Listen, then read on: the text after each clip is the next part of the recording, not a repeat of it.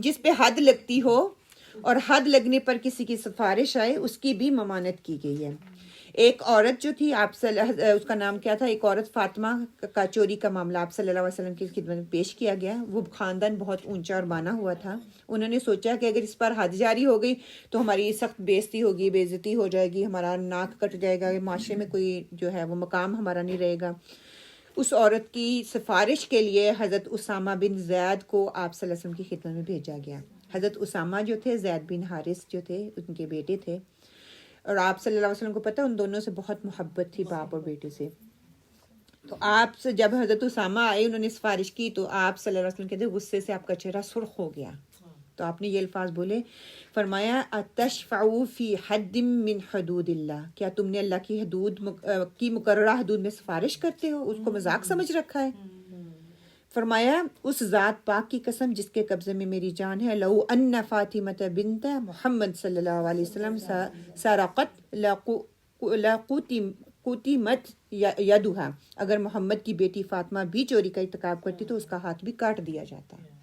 اس میں انصاف کا تقاضا یہ ہے اگر کسی نے کسی کو تکلیف پہنچائی ہے تو اس کو اتنا ہی سزا دی جائے گی جتنا کہ عام بندے کو دی جائے گی، یا خاص اور عام میں کوئی خاص فرق نہیں ہے. میری فاطمہ بھی ہوتی تو میں اس کا ہاتھ کاٹنے کا اسی طرح اس کو حکم دیتا.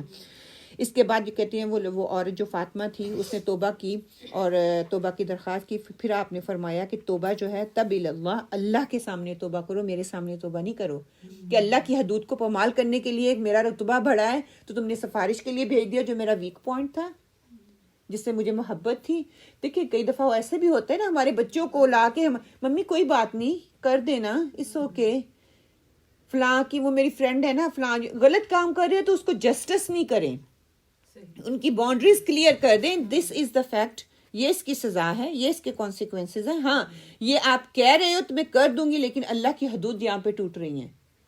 وہ آپ کے لیے بھی وہی ہیں، وہ آپ کی فرینڈ کی امی کے لیے بھی وہی ہیں، آپ کے بھائی کے لیے بھی وہی ہیں، اور دوسرے کے بھائی کے لیے بھی وہی ہیں. اس میں کسی کے لیے کمپنسیشن نہیں ہوگی، کمپرومائز نہیں کیا جائے گا. جیسے بچے لیٹ اٹھتے ہیں تو ادھر جب جاتے ہیں تو ان کے وہ پھر ان سے سائن لیتے ہیں نا، تو ان کو کوئی پنشمنٹ بھی دیتے ہیں. تو ادھر میرے بیٹے نے لکھ دیا کہ گاڑی خراب ہو گئی تھی تو میرے سے سائن کروانے کے لیے کہا کہ آپ سائن کریں. میں نے کہا میں کیسے سائن کروں جب گاڑی خراب ہی نہیں ہوئی.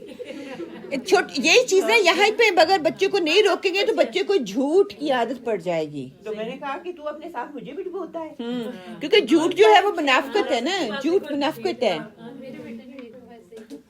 کہ چھوٹی چھوٹی چیزیں جہاں وہیں پہ پکڑ لیں بچے اپنی طرف سے نا، وہ اپنے کلیوری کرتے ہیں، وہ انوسنٹ ہوتے ہیں نا، ان کو لگتا ہے کہ شاید میں اس طرح سے اسکیپ کر جاؤں گا، لیکن نہیں، وہیں پہ ان کو غصے سے نہیں بلکہ پیار سے، بیٹا ٹھیک ہے آئی نو یو آر کلیور، لیکن یہاں پہ اللہ کی حدود پامال ہو رہی ہیں. دس is not کلیورنس، this is salience, کہ آپ کی دنیا بھی خراب ہو رہی ہے، آپ کی آخرت بھی خراب. ایک دفعہ سچ بول دو، ان کو بتا دو کیا کریں گے، 10 منٹ ایکسٹرا آپ کو. یا وہاں پہ آپ یہ کیا کریں کہ اللہ بھی دیکھ رہے ہیں، فرشتے بھی لکھ رہے ہیں.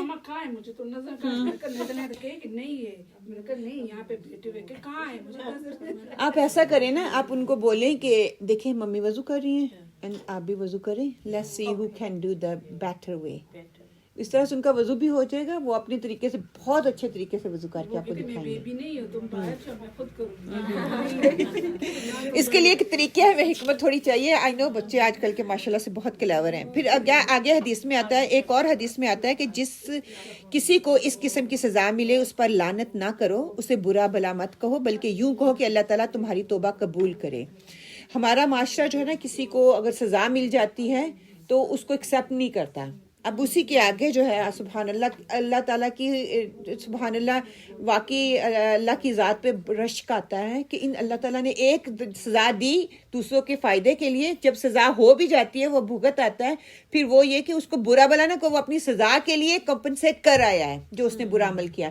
اب بار بار اس کو وہ چیز دلا کے، یاد دلا کے، اس کو اسی بات پہ واپس نہ پلٹاؤ.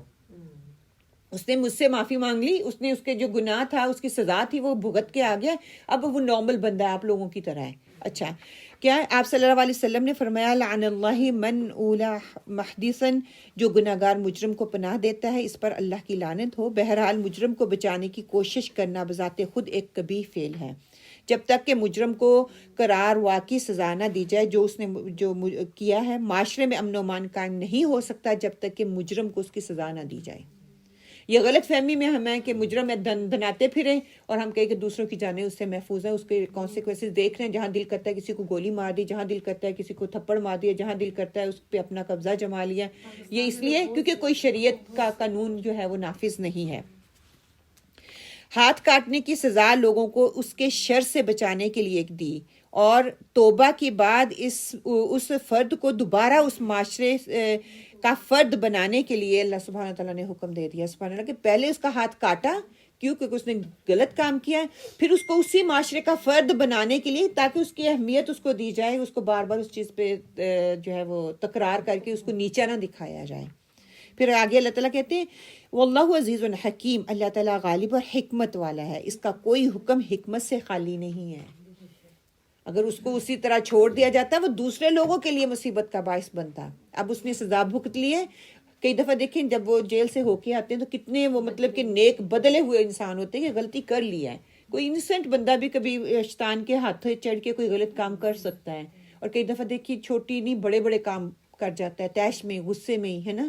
تو اس کے لیے بتایا جا رہا ہے. اب کیا ہے اللہ سبحانہ تعالیٰ کہہ رہے ہیں کہ اچھا ایک نے جرم کر لیا, جرم کے بعد اس کو سزا بھی مل گئی, سزا ہونے کے بعد کیا ہے اس نے اللہ سے معافی بھی مانگ لی تو اس کو as a normal person accept کیا جائے گا معاشرے میں. اب فمن تاب, یہاں پہ جو ہے نا اگلی آیت میں جانے سے پہلے انشاءاللہ تعالیٰ ہم اس کے جو روٹ ورڈ ہے اس کو تھوڑا سا دیکھ لیتے ہیں.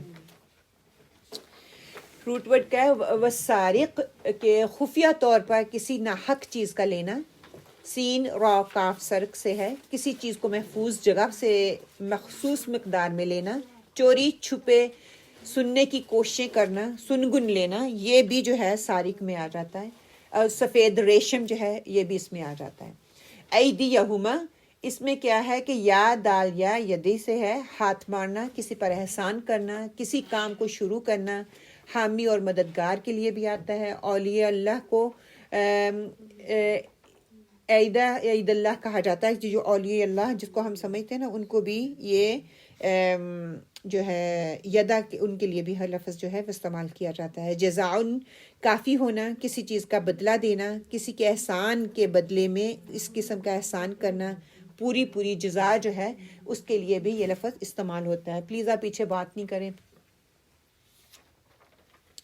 اچھا آگے کاسابہ, کمائی کے لیے. کاف سین با, کسب ہے, خوش نصیبی حاصل کرنے کے لیے کسی چیز کا کسب کرنے کو کسب کہا جاتا ہے.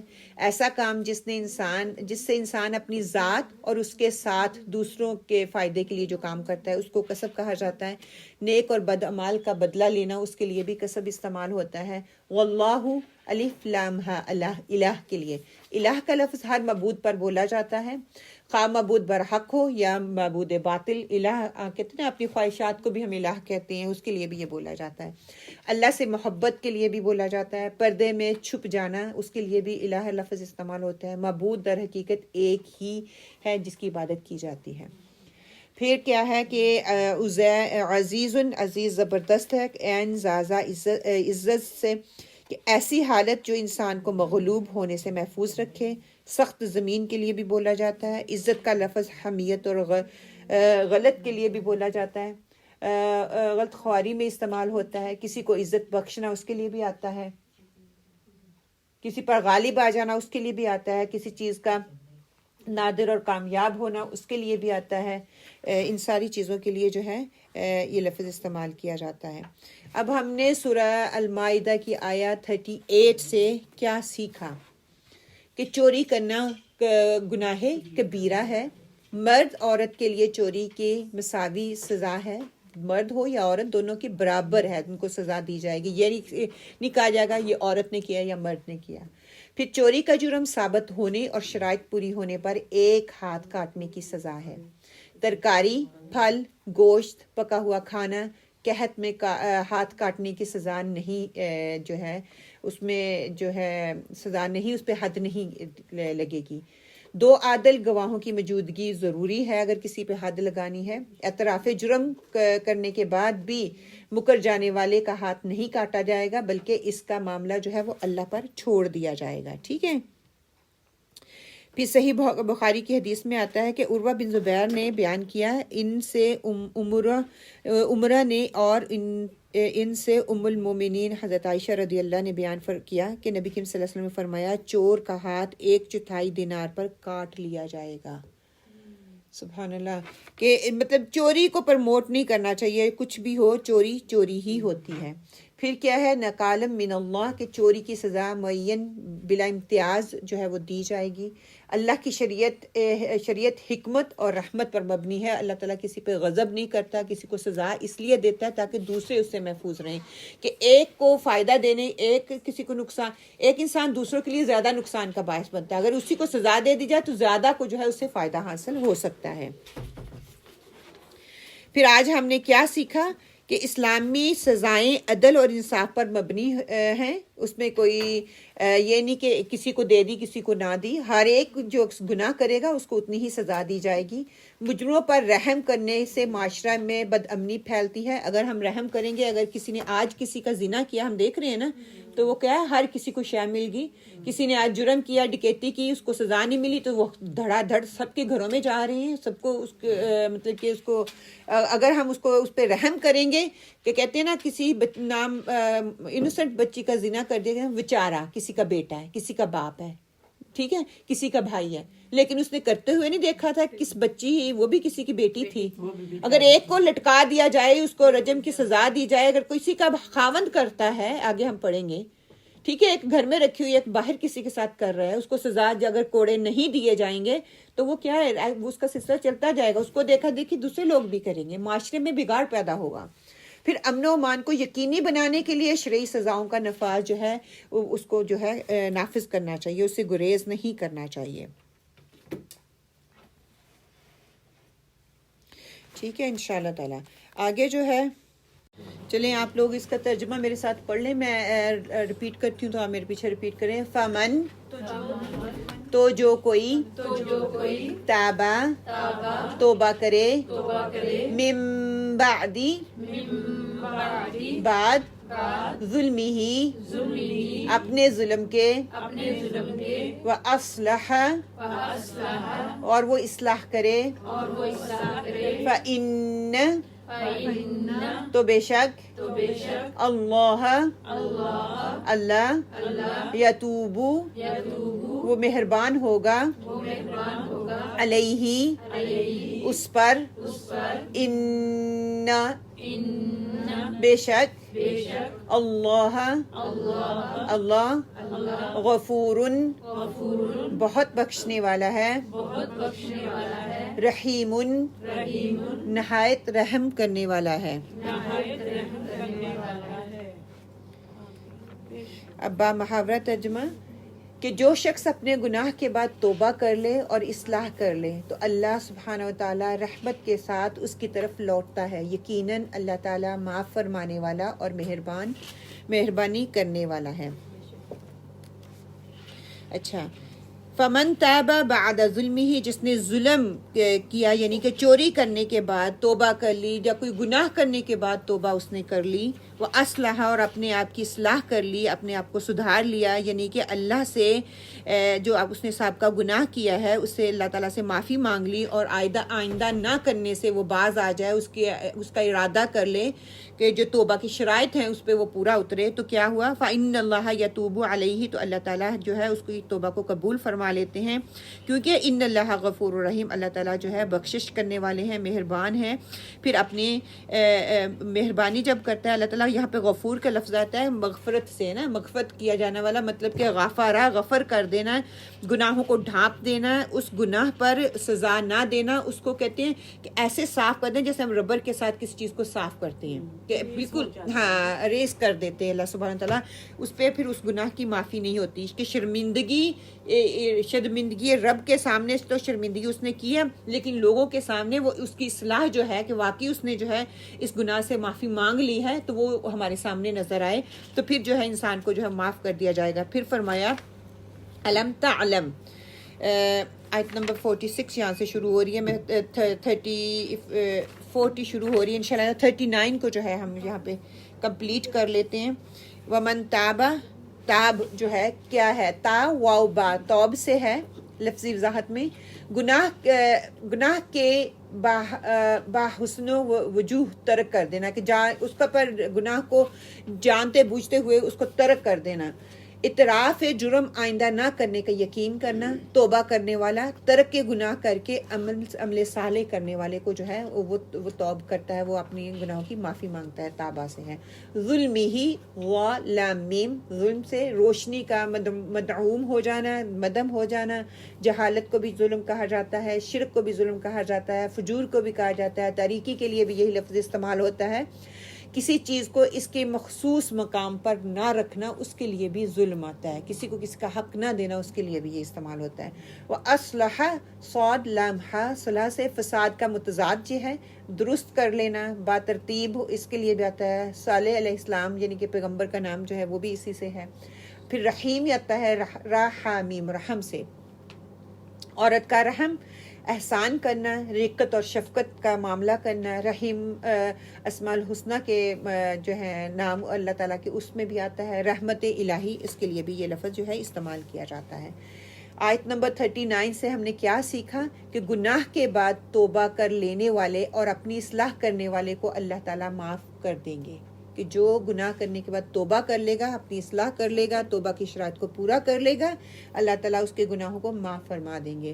سزا کے بعد توبہ کرنے والے کی بھی اللہ تعالیٰ جو ہے معافی، اس کو معاف فرما دیتے ہیں۔ ہم نے ابھی پیچھے پڑھا نا کہ اللہ تعالیٰ کہتے ہیں کہ معاشرے میں جب کوئی گناہ کر کے واپس آتا ہے تو اس کو ایز اے نارمل انسان جو ہے ایکسیپٹ کیا جانا چاہیے۔ توبہ نہ کرنے والا اللہ کے غضب کا مستحق ہوتا ہے، جو توبہ نہیں کرتا وہ تکبر کرتا ہے، اور تکبر جو کرتا ہے پھر اللہ تعالیٰ کے غضب کا مستحق ہو جاتا ہے۔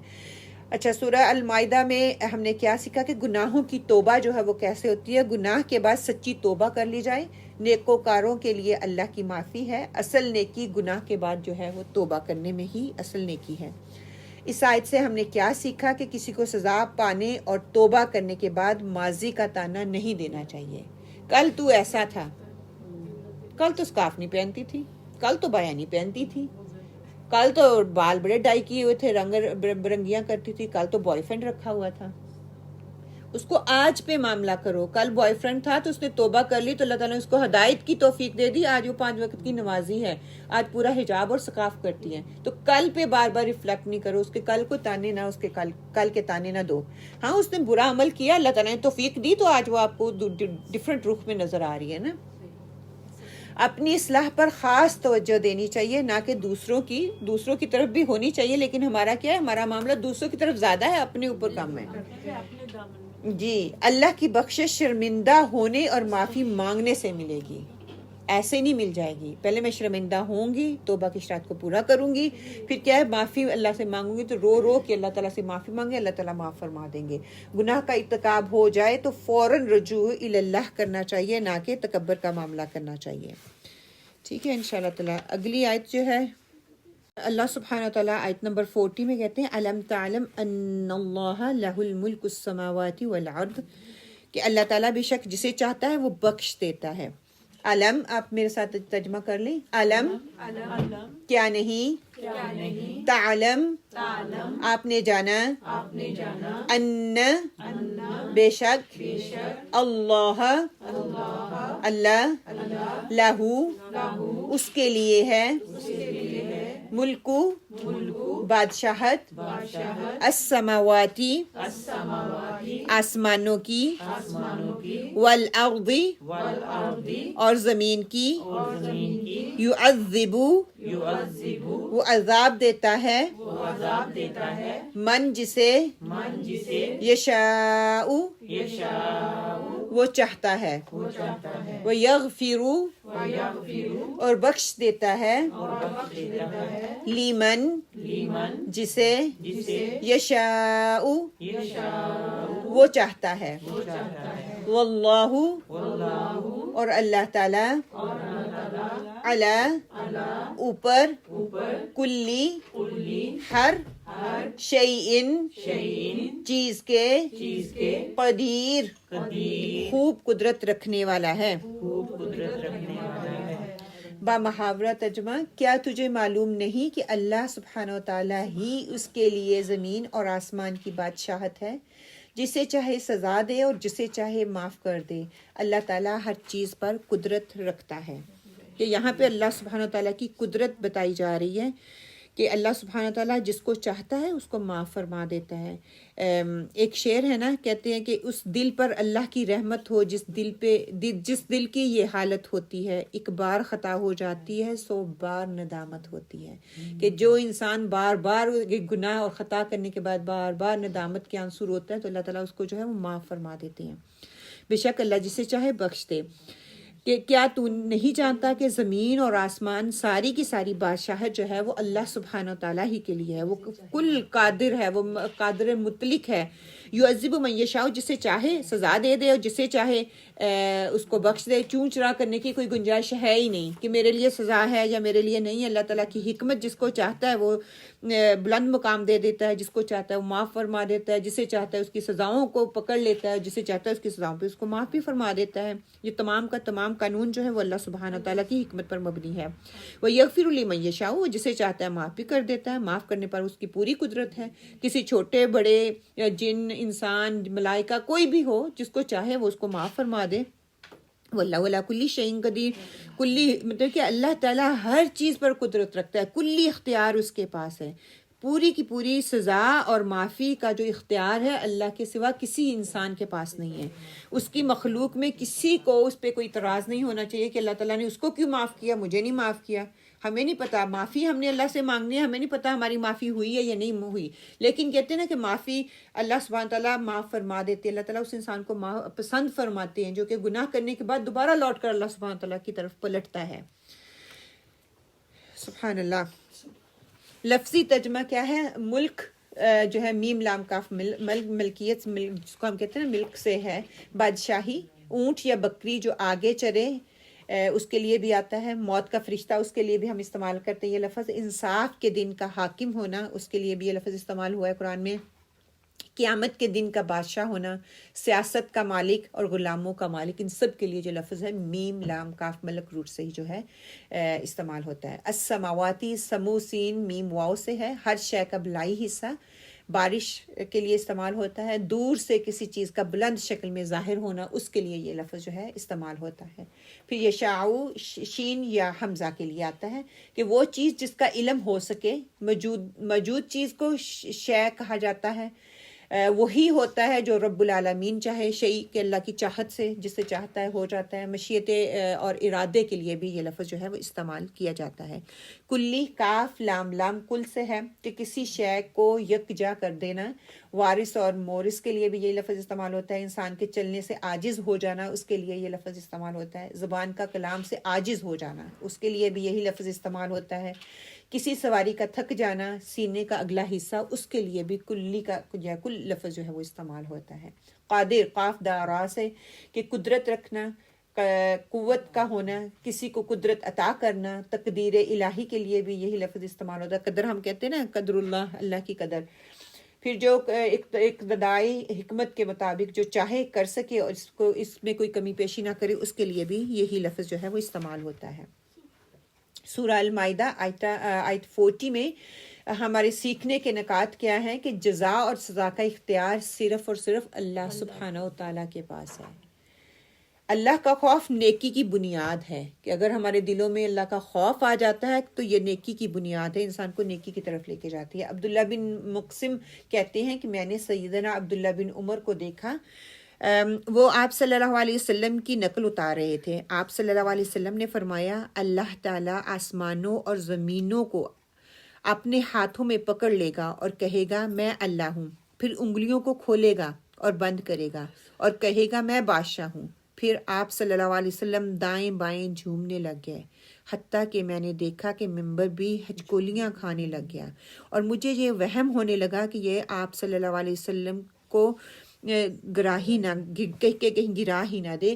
کہ مطلب کہ وہ کیفیت آپ صلی اللہ علیہ وسلم کے اوپر وہ طاری ہو گئی. مطلب کہ جب ہم کسی سے کوئی بات کرتے ہیں، کچھ سمجھانا چاہتے ہیں تو ہم اشاروں سے بتان تو آپ صلی اللہ علیہ وسلم کی بالکل وہی ہوگی کہ اللہ تعالیٰ کی بادشاہت جو ہے وہ دائیں بائیں مطلب کہ جو ہے ہر طرف، مطلب جب آپ سوچتے ہیں تو آپ کو وہ ایک کیفیت ہو جاتی ہے اللہ تعالیٰ زمین اور آسمان کا مالک ہے. ہم کہتے ہیں نا کہ ہم ایسے اشارہ کر کے ہاں اللہ تعالیٰ زمین اور آسمان کا مالک، وہ اپنے آڈینس کے سامنے کر کے ان کو بتایا کہ اللہ ہی کی حکمیت ہے، اللہ ہی ہر طرف ہے، اسی کا اختیار ہے. پھر آیت نمبر 40 سورہ المائدہ سے ہم نے کیا سیکھا کہ صرف اللہ ہی کی عبادت کرنی ہے، اللہ کے احکامات کے مطابق اپنی زندگی کو بسر کرنا ہے، اپنا محاسبہ کرنا ہے، دوسروں کا بھی محاسبہ کرنا ہے لیکن پہلے اپنا محاسبہ کرنا ہے، اپنے گریبان میں دیکھنا ہے، جھانکنا ہے، پھر ہم نے دوسروں کا محاسبہ کرنا ہے. کسی کی چیز بغیر اجازت نہیں لینی، کہ اپنے آپ کو بھی بچوں کو بھی اچھا یہاں پہ میں ایک چھوٹی سی چیز آپ لوگوں کے ساتھ شیئر کروں ان شاء اللہ تعالیٰ، یہ فنش کر کے میں بتاتی ہوں کہ چوری گناہ ہے، خواہ وہ معمولی چیز ہی کیوں نہ ہو. اپنے بچوں کو بھی تربیت میں چوری کا شعور جو ہے وہ دینا چاہیے، بچپن سے ہی دینا چاہیے. اللہ سے اس کی رحمت کا سوال اور بخشش مانگتے رہنا چاہیے کہ اللہ تعالیٰ کے ہاں کوئی کمی نہیں ہے، کمی ہے دیر ہے ہمارے لیے، ہمارے مانگنے میں ہے، ہمارے اندر ہمیں ہر چیز کو نہ امپاسبل لگتا ہے لیکن اللہ کے لیے کوئی چیز امپاسبل نہیں ہے. ہر چیز جو ہے چوری نہیں ہوتی، چوری وہ جو کسی کی محفوظ شدہ چیز کو کوئی لے لیتا ہے اس کو چوری کہا جاتا ہے. پھر یہ کہ حد کی شرائط ہیں، ٹھیک ہے، وہ شرائط جو ہیں وہ ہمیں آنی چاہیے، معلوم ہونی چاہیے تاکہ ہمیں پتہ چل سکے. جو بھی کبیرہ گناہ ہے اس کے اوپر حد لگی ہے تو اس کا مطلب چوری کبیرہ گناہ ہے، اس کے اوپر حد لگ رہی ہے تو یہ کبیرہ گناہوں میں آ جاتا ہے. اچھا اس کی حدود کیا ہے کہ مرد جو ہے، مرد یا عورت عاقل اور بالغ ہوگی پھر اس پہ حد لگے گی. اگر وہ عاقل اور بالغ نہیں ہے، بچہ ہے، بچے پہ حد نہیں لگے گی. پھر کیا ہے، مجنون نہ ہو، ذہنی توازن اس کا برقرار ہوگا. جس کا ذہنی توازن برقرار نہ ہوگا، مجنون ہوگا تو اس پہ حد نہیں ہوگی کیونکہ اس کو پتہ ہی نہیں وہ کر کیا رہا ہے. چوری کرنے والا جس کا مال چوری کر رہا ہے اس کا رشتہ دار نہ ہو. جس کا مال چوری کر رہا ہے اس کا رشتہ دار مثلاً کہ کیا، ماں باپ، بیٹا، بیوی، بہن، مطلب کہ ان کے ایک دوسرے کے اوپر حق ہوتے ہیں نا. کیوں اگر میں کسی کا مال لے بھی رہی ہوں، فار ایگزامپل میں اپنے میاں کے پیسوں کو نکال کے لے رہی ہوں، مجھے وہ ایسے نہیں دیتے، میں لے لیتی ہوں، تو وہ چوری نہیں گنی جائے گی. وہ میری ضرورت ہے، میرا حق ہے. میرے ہسبینڈ کو تو پہلے میرے حق کا خیال رکھنا چاہیے. اگر وہ نہیں دے رہا تو میں پیسے استعمال کر سکتی ہوں.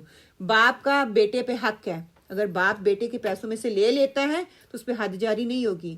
اگر بیٹا باپ کے پیسوں میں سے لے لیتا ہے تو اس کا وہ ضرورت ہے وہ لے لے لیکن اس پہ حد جاری نہیں ہوگی. یہ ایسے رشتے جو ہیں، خونی رشتے آپ اس کو کہہ لیں، جو ہیں ان پہ جو ہے حد جاری نہیں ہوگی.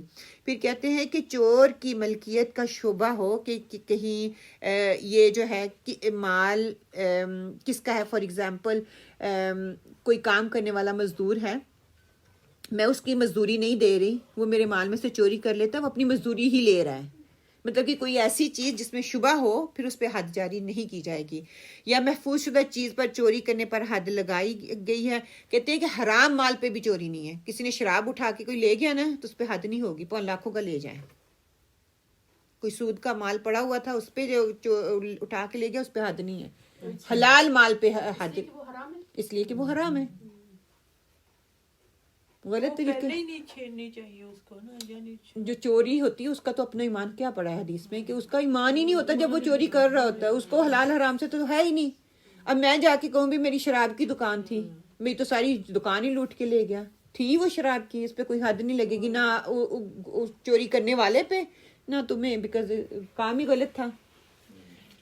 الحمدللہ لمٹس بتائے گئے. جیسے اینڈ پہ یہی دین مان ہوگا تو پھر وہ نہیں کرے گا. اگر ایمان ہی نہیں ہے تو پھر جو مرضی کرے. جس کا ایمان ہی نہیں تو وہ پھر دوسروں کا حق بھی کھائے گا، دوسرے پہ ظلم بھی کرے گا، وہ چوریاں بھی کرے گا، وہ قتل بھی کرے گا، وہ مارے گا بھی. ایک مسلم سوسائٹی میں، ایک معاشرے میں اگر اللہ تعالیٰ کی شریعت کو نافذ کیا جائے گا، اس سے نہ صرف ایک فردن ہر انسانیت کا انفرادی طور پہ انسان کو فائدہ ہوگا بلکہ اجتماعی طور پر بھی دوسروں کو نقصان سے بچایا جا سکتا ہے. اب اسی سے اب دوبارہ جو ٹاپک ہے اللہ سبحانہ تعالیٰ جو ہے نا اس ٹاپک کو وہاں سے نکال کر اب منافقت کی سزا کی طرف لے کے آ رہے ہیں کہ بیچ میں ہی وہ ٹاپک دوسرا دے دیا قتل کرنے والا کیا ہے, چوری فساد کرنے والے کیا ہیں, جو کوئی چوری کرتا ہے اس کی سزا کیا ہے, پھر اس کی حد بتا دی گئی. سارا کچھ بتانے کے بعد اب دوبارہ جو ہے ہمیں مدینہ لے کے جایا جا رہا ہے, مدینہ کے ماحول میں ہمیں پہنچا دیا ہے. اگلی آیات جو ہیں ہمیں وہاں پہ وہ اپنے آپ کو دیکھیں کہ ہم وہاں پہنچ گئے ہیں, وہاں کا ماحول ہے. کچھ لوگ وہاں پہ آپ صلی اللہ علیہ وسلم مدینہ سے مکہ سے مدینہ ہجرت کر کے جا رہے ہیں. کچھ لوگوں نے اسلام دل سے قبول کر لیا ہے, کچھ لوگوں نے ظاہری طور پہ قبول کیا ہے کہ کچھ دلوں کے اندر منافقت ہے. ٹھیک ہے, وہ ظاہری طور پہ قبول تو کر رہے ہیں لیکن دل سے نہیں مان رہے ہیں. اس میں عبداللہ بن ابی کی مثال جو ہے میں نے لاسٹ ویک دی تھی آپ لوگوں کو کہ ہر چیز تیار تھی لیکن ان کو مصلحتاً اسلام قبول کرنا پڑا لیکن دل میں منافقت تھی. وہ چاہ نہیں رہے تھے کہ آپ صلی اللہ علیہ وسلم جو ہے ان کو جو ہے ایز اے نبی کے طور پر قبول کیا جائے, یا اس وقت جو ہے سوسائٹی میں ان کو وہ لیڈر کے طور پہ آ رہے تھے, ان کی جگہ پہ آپ صلی اللہ علیہ وسلم, سب کا رجحان آپ صلی اللہ علیہ وسلم کی طرف ہو گیا. تو اس کے دل میں جو منافقت تھی. کچھ چیزیں پہلے آیت کو شروع کرنے سے پہلے آپ لوگوں کے سامنے رکھ دوں تاکہ آپ لوگوں کے لیے تھوڑی آسانی ہو جائے اس کو آیت کے بیک گراؤنڈ کو سمجھنے کے لیے کہ لوگوں کے دلوں میں آپ صلی اللہ علیہ وسلم کے لیے بدگمانیاں تھیں جو کہ منافقت میں تھے. جب کسی کے لیے آپ کے دل میں تھوڑا سا بھی شک ہوتا ہے نا تو آپ اس کے ویک پوائنٹ کو ڈھونڈنے میں لگ جاتے ہو تاکہ اس کا ویک پوائنٹ آپ کے ہاتھ میں آئے, آپ اس کو بدنام کر سکو, اس کو دوسروں کے آگے بے عزت کر سکو, ہے نا. تو وہی چیز یہاں پہ نظر آ رہی ہے کہ دو طرح کے لوگ آپ کو ملیں گے. ایک فار ایگزامپل جو بات سن کر عمل کرنے والے ہوتے ہیں, دوسرے وہ لوگ ہوتے ہیں جو کہ سیکھنے کا جذبہ رکھتے ہیں. جیسے آپ سارے اسٹوڈنٹ بیٹھے ہوئے ہیں, سیکھیں, سیکھ کے ہم اپنے عمل کو چینج کریں اور دوسرے کے عمل کو بدلیں. یا پھر ہوتے ہیں ایسے انسان آپ کو ملیں گے جو کہ صرف سننے اس لیے آتے ہیں تاکہ فتنہ پیدا کیا جا سکے. ٹھیک ہے, دوسری مسجد سے آ کے بندہ دوسرے فرقے سے آ کے بیٹھا, دیکھا یہ کیا بات کرتے ہیں, باہر جا کے کہتے ہیں یہ تو یہ بات کر رہے ہیں. وہ بندے اس کے ساتھ منسلک کر کے وہ بات کو بتاتے ہیں, یہ نہیں بتاتے کہ یہ قرآن کہہ رہا ہے. آؤٹ آف کانٹیکسٹ چیز کو نکال کے فلاں مسجد والا یہ کہتا ہے, فلاں مسجد والا یہ کہتا ہے, فلاں فرقے والا یہ کہتا ہے, فلاں فرقے والا یہ کہتا ہے. تو اب یہی چیز ہے کہ آپ صلی اللہ علیہ وسلم جب کوئی درس و تدریس کرتے تھے, کوئی اپنی محفل جماتے تھے, قرآن کی کوئی کلاس کرتے تھے, تو اس میں ہر انسان اوپن تھے, کوئی بھی آ سکتا تھا. اعلیٰ ایمان والے بھی, صحابہ کرام بھی بیٹھے ہوئے تھے, کمزور ایمان والے بھی بیٹھے ہوئے تھے, اور منافق بھی اسی میں ہوتے تھے. وہ ساری مثالیں ہمیں سیرت سے مل جاتی ہیں کہ کس طرح سے جو بھی جس بھی محفل میں انسان جس طریقے سے آئے گا, اگر وہ خیر کے لینے کے لیے آیا تو خیر لے کے اٹھے گا, اگر وہ شر لینے کے لیے آئے تو وہ شر ہی لے کے اٹھے گا, اس کے اندر خیر جائے گی نہیں. ہر ایک کی اپنی نیت پہ ہوگا. تو اس وقت کے جو لوگ تھے وہ شر لینے کے لیے آئے اور وہ شر لے کر ہی نکلے. دیکھیں آپ کو ایک مثال دوں کہ اگر بارش پھول پہ پڑتی ہے نا, پھول کی خوشبو آپ تک آتی ہے. نرم مٹی پہ پڑتی ہے تو نرم مٹی کی خوشبو آپ تک پھیلتی ہے. اگر وہی بارش کسی کچرے والے ڈھیر پہ پڑے گی نا تو کیا آئے گی, بدبو آپ کو آئے گی. تو جو آپ ہیں وہی لے کے اٹھیں گے. جتنے ظرف سے آ کے بیٹھیں گے اتنا ظرف لے کے اٹھیں گے. قرآن سے اصلاح کے لیے آئے ہیں, قرآن آپ کی اصلاح کرے گا. قرآن کے لیے آپ اپنے مسائل کا حل ڈھونڈنے کے لیے آئے ہیں تو قرآن آپ کے مسائل کا حل آپ کو دے گا. قرآن سے مشکلات سے نکلنے کے لیے آپ یہاں پہ آ کے بیٹھے تو قرآن آپ کو اس کے حل ضرور دے گا کہ اس مشکل کا حل یہ ہے, اس کہتے ہیں نا, اس کا جواب آپ کو ضرور مل جائے گا. اگر آپ آئے ہیں کہ قرآن جو ہے صرف نعوذ باللہ استغفر اللہ ادھر ادھر کی باتیں کرتا ہے, کہانیاں ہیں, اسٹوریاں, تو آپ وہی کہانی اسٹوری لے کے اٹھو گے, اس میں سے کوئی حاصل نہیں کرو گے. پھر آپ صلی اللہ علیہ وسلم ہر طرح کے لوگوں کو اپنی محفلوں میں آنے کی اجازت دیتے تھے. لوگوں میں بگاڑ کب آتا ہے, جب کہ وہ عام کتاب جو ہے اس کو پڑھتے نہیں ہیں, اس پہ غور و فکر نہیں کرتے. اس وقت کے علماء کا کیا تھا کہ خاص لوگوں تک, ایک خاص طبقے تک جو تھا قرآن, ان کی جو اللہ تعالیٰ نے اس وقت کی شریعت دی ہوئی تھی انہی تک اس کا ان کی ریچ تھی, ان کی پہنچ تھی. تو عام لوگوں تک وہ نہیں پہنچتا تھا. اگر آج ہم دیکھ لیں, آج ہمارے پاس قرآن ہے, عام لوگوں تک رسائی ہے, لیکن ہمارا کانسیپٹ کیا ہے, ہم کیا کہتے ہیں کہ یہ علماء کا کام ہے, میرا کام نہیں ہے. میں نے کیا کر لیا ہے, میں نے اس کو اچھے سے غلاف میں لگا کے, خوشبو لگا کے, کوئی پھول پھال بیچ میں رکھ کے اوپر شیلف پہ رکھ دیا ہے. اس کو اتنی عزت اور تکریم دے دی کہ جو عزت و تکریم دل میں ہونی چاہیے تھی وہ میں نے ظاہری طور پہ اس کو دے دی، کبھی کھولا نہیں، کبھی پڑھا نہیں، کبھی دیکھا نہیں اللہ سبحانہ تعالیٰ اس میں کیا کہہ رہے ہیں، کیا بتا رہے ہیں، کیا کرنے کا حکم دیا جا رہا ہے، بلکہ میں نے اس کو شیلف کا خوبصورتی کا ذریعہ بنا کے رکھ دیا۔ اور کبھی کبھی تو نعوذ باللہ استغفر اللہ یہ ہوتا ہے کہ میں یہ نہیں کہ میں کہہ رہی ہوں کہ قرآن کی رسپیکٹ نہیں کرنی چاہیے، اللہ کی کتاب ہے، اسپیشل کتاب ہے، ساری کتابوں سے افضل کتاب ہے۔ ہم کہتے ہیں اس کی طرف پیچھا نہ کرو، اس کی طرف پاؤں نہیں کرو، اس کو اوپر کر کے رکھو، ٹھیک ہے، بس یہیں تک ہم محدود ہیں۔ اٹھا لیا اور اس کو چوم لیا، کیا یہ میری آخرت میں یہ نجات کا ذریعہ بن جائے گا؟ آنکھوں سے لگا لیا، آنکھوں پہ لگا لیا، دل سے لگا لیا۔ بیٹی کی شادی کی تو اس کے سر کے اوپر سے گزار دیا، ساری زندگی اس کو بتایا نہیں کہ یہ قرآن کہتا کیا ہے، اور یہ ایمان بنا لیا ہے کہ جب یہ اس کے اوپر سے کریں گے تو یہ اس کے لیے نجات کا ذریعہ بن جائے گا، اس کو تو پتہ ہی نہیں بیچ میں ہے کیا۔ یہ رسم کیوں ہے؟ یہ اللہ عالم کیوں بنائی گئی ہے، مطلب ہم بھی اس رسم کا حصہ ہیں، ہم کرتے ہیں۔ اگر کسی بچی کے سر کے اوپر سے قرآن نہیں نہ رکھا گیا، کہنا توبہ توبہ توبہ توبہ، اس کے سر سے تو قرآن کیا ہی نہیں، اب تو مصیبتیں پریشانیاں ہی آئیں گی۔ بے شک وہ قرآن کی حافظہ، اس کے دل میں قرآن ہو، قرآن کی تفسیر پہ اس کا عبور حاصل ہو، لیکن نہیں، یہ کرنا ہی کرنا ہے۔ قرآن سے سارے مصرف اس وقت کے علماء کا یہ تھا، اور آج ہم نے بھی یہی طریقہ قرآن کے ساتھ اپنایا ہے۔ تو اگر یہ کہتے ہیں کہ جب کتاب کی ظاہری تعظیم ہو تو دین پر غبار آ جاتا ہے، دین کے اوپر ڈسٹ پڑ جاتی ہے، شرعی کا قانون کیا ہے اس کو ہمیں پہچان ہی نہیں ہوتی، قرآن ہمیں کیا کہہ رہا ہے پتہ ہی نہیں ہے، بڑوں نے نہ سکھایا نہ کیا، نہ ہم پوچھ رہے ہیں، نہ ہم کر رہے ہیں، نہ اس کے لیے ریسرچ کی جا رہی ہے۔ اور یہی اس دور میں ہوا اور آج بھی یہی کچھ ہوتا چلا آ رہا ہے، کوئی نئی چیز تو ہے نہیں۔ اگر وہ اس وقت اندھیروں میں ڈوبے ہوئے تھے تو اندھیروں میں تو ہم بھی ڈوبے ہوئے ہیں۔ نہیں تو قرآن جو ہے ہمیں ہر مسئلے کا حل دے رہا ہے، اس کے لیے ہمیں محنت کرنی پڑے گی، مشقت کرنی پڑے گی، اپنی جان کھپانی پڑے گی، اپنے آپ کو لگانا پڑے گا تاکہ ہم وہ مواد نکال سکیں۔ ہم نے کہا یہ پہلوں کی کہانیاں ہیں، قرآن تو بس اسٹوریاں سناتا ہے، پہلوں کے ساتھ ہوا، ہم نے تو ہمارے لیے تو آپ صلی اللہ علیہ وسلم نے دعا کر لی، ہم تو تہس نہس نہیں ہوں گے۔ لیکن جو مشن دیا گیا، جو آپ کا کام تھا، وہ تو ہمارے اندر ہے ہی نہیں۔ وہی یہودیوں والا خیال ہے نا، جی وہی یہودیوں والا کہ اس وقت جو تھے اوس اور خزرج کا معاملہ بھی کچھ ایسا ہی تھا کہ وہ مسلمان تو ہو گئے تھے لیکن یہود کے اثرات سے نکل نہیں پا رہے تھے۔ آج جیسے ہم اپنے باپ داداؤں کے اثرات سے نکل ہی نہ پا رہے، انڈیا کی پرانی رسومات سے نکل نہیں پا رہے، ہم اپنی شادی اور بیاہوں اور مرگوں اور شادیوں پہ ان رسومات کا حصہ بنے ہوئے ہیں، نہیں نکل پا رہے۔ اس وقت وہ بھی تھے، کتنے قبیلے تھے اس وقت قریش میں؟ کتنے قبیلے تھے؟ میری انگلیاں 3 ہے، آپ کہہ رہے ہو 4 ہے۔ 3 قبیلے کون کون سے تھے؟ بنو خزرج، بنو خزرج، بنو اوس، خزرج اوس، اینڈ بنو اوس، بنو نذیر، بنو کینکا، بنو قریظہ، ہاں بنو قریظہ، بنو کینکا، بنو نذیر، یہ 3 قبیلے تھے اس وقت۔ آپ صلی اللہ علیہ وسلم ان سب کے اندر جو ہے وہ ذہنی لیول کے لحاظ سے ان کو سکھانا چاہ رہے تھے، ان کو بتانا چاہ رہے تھے۔ ہوا یہ کہ جب آپ صلی اللہ علیہ وسلم مدینے آئے تو لوگوں کے معاملے اور فیصلے پہلے سے جو ہے ہو چکے تھے۔ وہ جہود کہتے وہاں پہ عدالت تھی، فیصلے سارے جہود کی عدالت تھی، فیصلے سارے وہاں پہ کروائے جاتے تھے۔ آپ صلی اللہ علیہ وسلم جب ہجرت کر کے آئے نا، آپ صلی اللہ علیہ وسلم نے یہودیوں کو کچھ نہیں کہا، ان کی جو یہاں پہ وہ فیصلے ہوتے تھے نا وہ چلتا رہا۔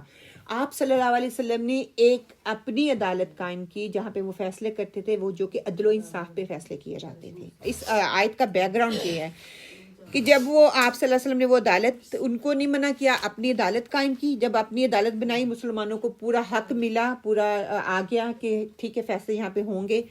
کہتے ہیں کہ جب ان کے خلاف ہوتا تھا، ان کو پتا تھا کہ ان کی عدالت ان کے خلاف جواب دے گی، تو وہ آپ صلی اللہ علیہ وسلم سے فیصلہ کروانے کے لیے آ جاتے تھے، اور جب آپ صلی اللہ علیہ وسلم پتا تھا کہ یہاں سے ہوگی، وہ اپنی عدالت میں چلے جایا کرتے تھے۔ مطلب دونوں سے فائدہ اٹھانے کی وہ کوشش کر رہے تھے کہ اپنی جیسے نہیں ہم اپنی مرضی کا اپنی مرضی کا قانون، یہ جیسے آج ہم کہتے ہیں نا ابو امام حنیفہ کی طرف سے کیا لے لیا، ایک چیز لے لی، ابو امام مالک سے دوسری لے لی، طلاق کا معاملہ تیسری سے لے لیا، مطلب ہر ایک سے چھوٹا چھوٹا جو میری مرضی کا ہے وہ لے لیا، جو اچھا لگتا ہے، جس میں میری ہاں اس وقت ان کا بھی یہی تھا۔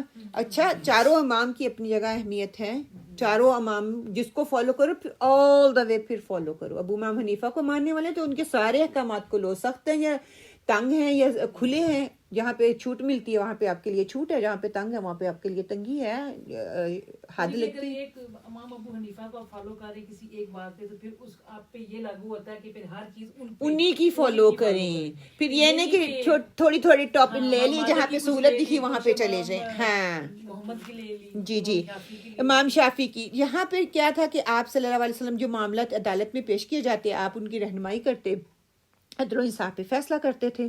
کہتے ہیں کہ ایسا ہوا کہ جب مسلمان کوئی جھوٹ بولتا تو آپ صلی اللہ علیہ وسلم کے پاس لایا جاتا, پتا تھا وہاں پہ حد لگی, ان کو سزا دی جائے گی, تو وہ دوسری میں چلے جاتے تھے, وہاں پہ وہ حد نہیں لگاتے تھے. اسی طرح زنا کا معاملہ ہوا تو وہ ان کو پتا تھا کہ ان کی رجم کی ہے, جب زنا ہوتی ہے انہوں نے اس کو چینج کر دیا ہے اپنی کتاب میں, تو وہ آپ صلی اللہ علیہ وسلم کے پاس لے کے آ گئے. تو آپ صلی اللہ علیہ وسلم نے بھی جب ان کو یہی کہا تو پھر وہ کہتے کہ آپ صلی اللہ علیہ وسلم نے صحیح فیصلہ نہیں کیا. آپ صلی اللہ علیہ وسلم نے کہا کہ آپ کی کتاب میں یہ نہیں ہے. تو وہ سارا قصہ جو ہے اسی سے ریگارڈنگ جو ہے انشاءاللہ تعالیٰ آگے, اور اسی قصے کے حوالے سے سورۃ نساء میں پوری کھلی آیات جو تھی اس وقت ہم پڑھ کے آ چکے ہیں کہ جب یہود میں سے کوئی سچا ہوتا تو اپنی عدالت میں جاتا, اور اگر وہ جھوٹا ہوتا تو آپ صلی اللہ علیہ وسلم کے پاس آ جاتا. کہ سبحان اللہ, آپ صلی اللہ علیہ وسلم کا انصاف جو تھا اس وقت بھی نان مسلم میں اسی لیول کا تھا, صادق اور امین آپ کو سمجھتے تھے, اور بعد میں بھی جب آپ کا لیڈر کے طور پہ بھی سامنے آئے تو وہ آپ کے پاس ہی فیصلے کی کہ ادھر سے حق اور سچ کا فیصلہ جو ہے وہ کروایا جائے گا. کل نا جب میں نے آپ کو 4 کتابوں کے بارے میں بتایا تھا کہ وہ 4 کتابوں پہ ہمارا ایمان تو ہے مگر وہ جاری کیوں نہیں رہی کہ انہوں نے ان کو چینج کیا. تو یہ یہودی بھی ایسے کرتے تھے کہ اپنی مرضی کی جو نیو ایڈیشن نکالتے تھے اس کے اندر اپنی مرضی کی چیزیں ڈال دیتے تھے, تو وہ جو چیزیں محفوظ نہیں رہی ہیں. کہتے ہیں کہ دنیا میں اگر کہیں پہ عدل و انصاف لینا ہے یا مل سکتا تھا یا مل سکتا ہے تو آپ صلی اللہ علیہ وسلم کے. سبحان اللہ. کہ ان کے کچھ لیڈرز کہتے ہیں کہ ایسے تھے جو یہ کہتے تھے کہ اگر آپ صلی اللہ علیہ وسلم ان کی پسند کے فیصلے سنا دیں گے تو وہ ان کو اپنا لیں گے, ورنہ وہ چھوڑ دیں گے. لیکن آپ صلی اللہ علیہ وسلم نے پیچھے بھی سنا کہ اگر کوئی چوری کرتا تو ہر ایک کے لیے معاملہ ایک جیسا تھا. اپنی مرضی کے دین سے جینا چاہتے تھے, اس کو چھوڑ کر اللہ کے دین کو اپنانا نہیں چاہتے تھے. آج ہم بھی اپنی مرضی کے دین لے کے پھر رہے ہیں, جہاں دل کیا کر لیا, جہاں پہ دل کیا حق کو مان لیا, جہاں دل کیا حق کو جھوٹ کو سچے کو جھوٹا اور جھوٹے کو سچا کہہ دیا. انشاءاللہ تعالیٰ آگے دیکھتے ہیں کہ اگلی آیات جو ہے ہمیں اتنا راسخ کر دیں, اتنا مضبوط کر دیں کہ جو اللہ سبحانہ تعالیٰ کے جو فیصلے ہیں, اللہ سبحانہ تعالیٰ جو ہمیں حکم دے رہے ہیں اس پر عمل کرنے والے بن جائیں, سچویشن کوئی بھی ہو. انشاءاللہ تعالیٰ جو آیت ہے آیت نمبر 41 انشاءاللہ تعالیٰ سورہ المائدہ, آپ میرے ساتھ یہ پڑھ لیں پلیز. یا ایو اے الرسول رسول لا یحزنک نا غمگین کریں آپ کو, الذین وہ لوگ جو یسارعون دوڑ دھوپ کرتے ہیں, فی الکفر کفر میں, من الذین ان لوگوں میں سے جو قالو کہتے ہیں, آمنا ہم ایمان لائے, بافواہہم اپنے منہوں سے, ولم حالانکہ نہیں, تؤمن ایمان لائے, قلوبہم دل ان کے, ومن الذین اور ان میں سے جو ہادو یہودی بن گئے, سماعون بہت زیادہ سننے والے ہیں, للکاذبی جھوٹ کو, سماعون بہت زیادہ سننے والے ہیں, لقوم آخرین دوسری قوم کے لیے, لم نہیں, یأتوک وہ آئے آپ کے پاس, یحرفون وہ بدل دیتے ہیں, الکلمہ الفاظ کو, من بعدی بعد مواضعہ ان کی جگہوں سے، یعنی کہ مقرر ہونے کی جو جگہیں ہیں ان سے، یقولون وہ کہتے ہیں، ان اگر اوتیتم دیا جائے تم کو، ھذا یہ،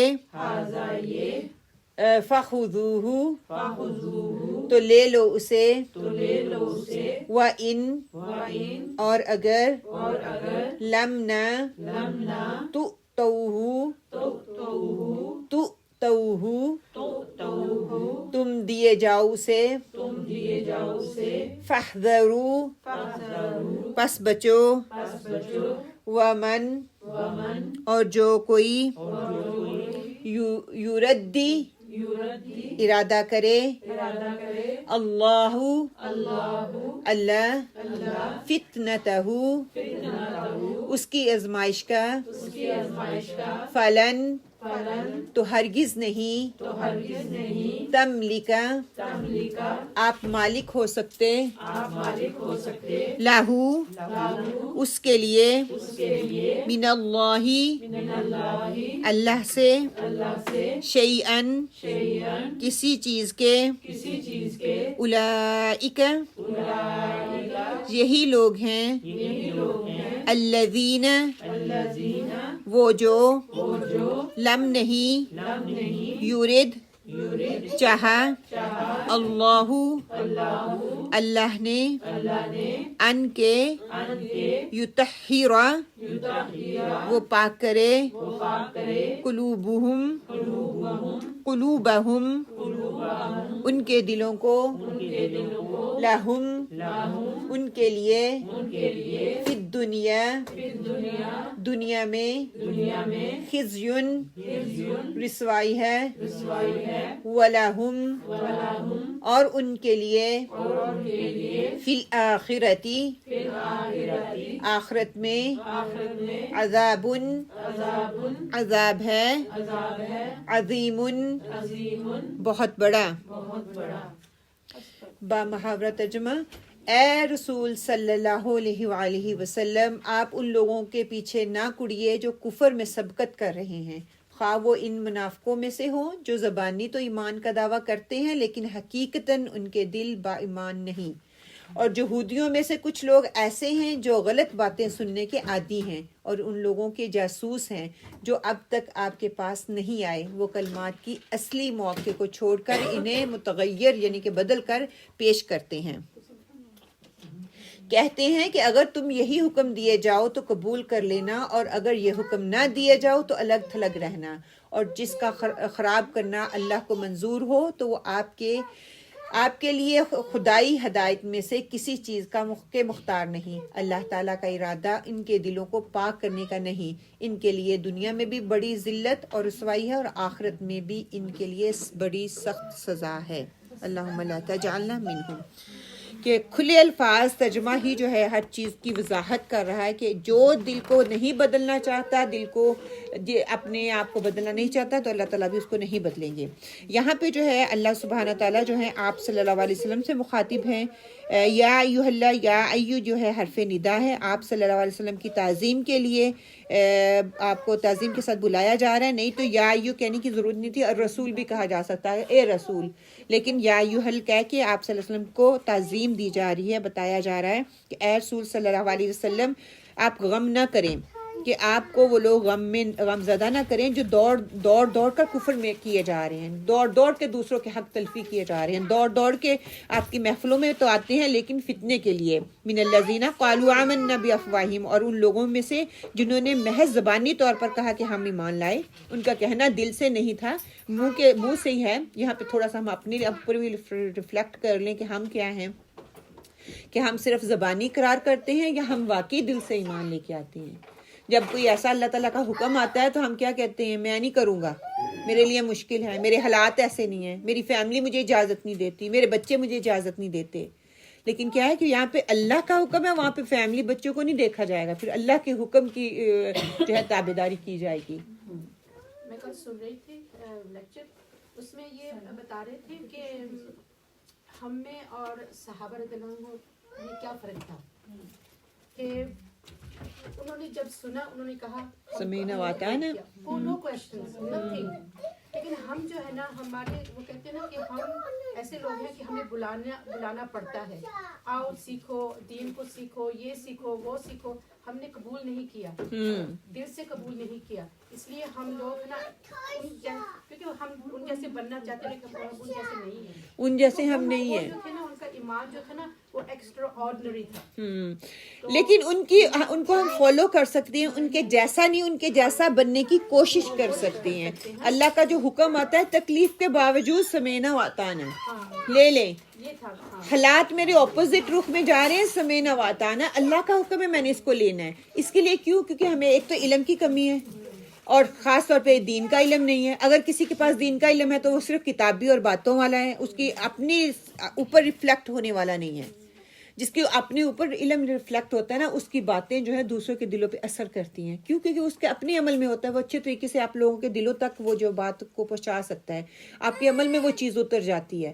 اگر آپ کے علم میں وہ چیز ہے، عمل میں وہ چیز ہے، تو سبحان اللہ، اللہ تعالیٰ کے احکامات کی پھر خلاف ورزی نہیں ہو سکتی. دوسری بات یہ نا کہ جب دین شروع ہوا تھا اس وقت نا آپ صلی اللہ علیہ وسلم کی آمد ہوئی، دین شروع ہوا تو وہ لوگ مسلمان نہیں تھے، دین میں نہیں تھے نا، تو وہ دین میں انٹر ہو رہے تھے. تو ان کے لیے ایک ایسی خوبصورت چیز ان کو مل رہی تھی کہ جو ان کو وہ کہتے ہیں نا گائیڈ کرتی تھی، ان کی لک آفٹر کر رہی تھی. کیونکہ وہ سوسائٹی میں ایسے وہ لوگ ان کا حال تھا نا کہ ان کی عزت نہیں تھی نا سوسائٹی میں. سو یہ چیز ان کو عزت دے رہی تھی، ان کو نا ایک نئی زندگی دے رہی تھی. اسی طرح آج بھی اگر ہم دیکھیں کہ ہم جو لوگ ہیں نا ہم تو پیدا اس دین میں ہوئے ہیں، ہمیں اس کی قدر نہیں ہے. جیسے کہتے ہیں ہم نے پلیٹ پہ رکھ کر دے دیا، ہم اس کا ایڈوانٹیج اٹھا رہے ہیں نا. جو نیو کمرس ہوتے ہیں، جو دوسرے مذہب کے لوگ انٹر کرتے ہیں نا، وہ ہم سے زیادہ اس پہ عمل کرتے ہیں. بے شک جو نئے ریورٹ ہو کے آتے ہیں وہ ان کی پریکٹیکل لائف زیادہ بیٹر ہوتی ہے ہم لوگوں سے، کیونکہ ہم اس کو ایز اے گرانٹیڈ لے رہے ہیں. آپ صلی اللہ علیہ وسلم کو تسلی دی جا رہی ہے کہ ان کے دل مومن نہیں ہیں، ان کے دلوں میں منافقت ہے. تو کیا ہوا کہ آپ جو ہے ان کا یہ رویہ آپ پہ شاک نہ ہو، آپ کو تکلیف میں نہ ڈالیں، آپ غم نہ کریں. آپ اپنا کام جو ہے نا اللہ تعالیٰ نے آپ کے اوپر جو فریضہ دیا ہے وہ احسن طریقے سے انجام دیتے جائیں. کوئی سننے کے لیے آ رہا ہے تو ٹھیک ہے، نہیں سننے آ رہا تب بھی ٹھیک ہے. کوئی سننے کے لیے آ رہا ہے اس نظر سے کہ اس کو آ کے افواہوں کی طور پہ پھیلایا جائے، آگے اس کو جو ہے غلط کر کے بیان کیا جائے، تو کرنے دو. آپ اس کے لیے غم نہیں کرو، ان کے لیے میں ہی کافی ہوں. آپ اپنا کام جو ہے اللہ تعالیٰ کی طرف رخ کر کے اس کو جو ہے وہ کرتے جائیں. ان لوگوں سے میں خود ہی نبٹ لوں گا. پھر آگے وَمِنَ الَّذِينَ هَادُوا، اور یہودیوں میں سے کچھ ایسے لوگ بھی ہیں سماعون للکذب، جو بہت زیادہ سننے والے ہیں جھوٹ کو بھی. مطلب سماعون لفظ سماع سے ہے، یہاں پہ لفظ جو ہے کہ یہاں پہ دو لفظوں میں استعمال ہوتا ہے. ایک تو سننے کے معنی بھی آتا ہے، دوسرا جاسوسی کے معنی میں، کہ جاسوسی کے لیے وہ آتے ہیں، پروپیگنڈے کے لیے آتے ہیں آپ کی محفلوں میں، اس کے لیے استعمال ہوا ہے. کہ بہت زیادہ سننے والے. اور جھوٹ کا مطلب یہ ہے کہ اسلام کے خلاف جھوٹی باتوں میں وہ دلچسپی لیتے ہیں. سماعون لقوم آخرین، دوسری قوم کے لیے بہت زیادہ سننے والے ہیں. کہ علماء یہود جو ہیں وہ آپ صلی اللہ علیہ وسلم کی مجلس میں آتے تو نہیں تھے، ان کو تجسس بڑا ہوتا تھا کہ آپ صلی اللہ علیہ وسلم کیا ان کو بتا رہے ہیں کہ یہی مان لے کے آ رہے ہیں، یا آپ صلی اللہ علیہ وسلم کی بات کو کیوں مان رہے ہیں. تو پھر وہ اپنے ہی لوگوں میں سے کچھ ایسے لوگوں کو بھیجتے جو جا کے وہاں پہ چھوڑتے، جہاں پہ آپ صلی اللہ علیہ وسلم کی باتوں کو لیتے اور باہر نکل کے اس کے آپ صلی اللہ علیہ وسلم کے خلاف کرتے تھے. پھر وہ جھوٹ ہوتا کیا ہے؟ جھوٹ کیا ہے؟ ہم کس کو جھوٹ کہتے ہیں؟ جو بات ہو نا تو اس کو غلط طریقے سے پیش کرنا. جھوٹ حق سے الٹ چیز جو ہوتی ہے اس کو جھوٹ کہا جاتا ہے نا. کہ حقیقت کے خلاف جو بات ہوتی ہے اس کو جھوٹ کہا جاتا ہے. اللہ کے ساتھ شریک ٹھہرانا یہ بھی جھوٹ ہے. آپ کی رسالت کا انکار یہ بھی جھوٹ تھا.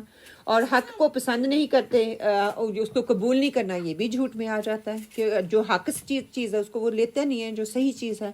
پھر یہ کہ کچھ لوگ جھوٹے آ تو گئے تھے لیکن اسی نظریے سے آئے تھے کہ آپ صلی اللہ علیہ وسلم کا مذاق اڑایا جائے، آپ کو تنقید کا نشانہ بنایا جائے، آپ کو نیچا دکھایا جائے، نعوذ باللہ استغفر اللہ، تاکہ آپ دین کا کام جو ہے وہ اس طریقے سے نہ کر سکیں. کہ وہ تین گروہوں کو یاد رکھیں. ایک تو کامل ایمان والے جن کے دلوں میں ایمان راسخ ہو چکا تھا، پک چکا تھا. ایک وہ تھے جو مطلب کہ دل سے ایمان تو لے آئے تھے لیکن اوپر نیچے ہو رہے تھے، ان کی باتیں سنتے تو کہتے وہ صحیح ہیں، آپ صلی اللہ علیہ وسلم کی باتیں سنتے تو آپ صلی اللہ علیہ وسلم، ایک وہ تھے جو صرف انہوں نے وقتی طور پہ ایمان تو لے آئے لیکن دلوں میں منافقت تھی. تو یہ ساری چیزیں وہ جو منافقت والے تھے وہ آپ صلی اللہ علیہ وسلم کی محفل میں آتے ہیں، مجالس میں آتے ہیں، آپ کو آ کے باتیں سناتے سنتے. مقصد کیا تھا؟ آپ کو کمزور کرنا. لم یأتوک، جو آپ کے پاس نہیں آتے، یعنی کہ آپ کے پاس آنے والے لوگ آپ کی باتیں سن کر ان تک وہ پہنچاتے تھے.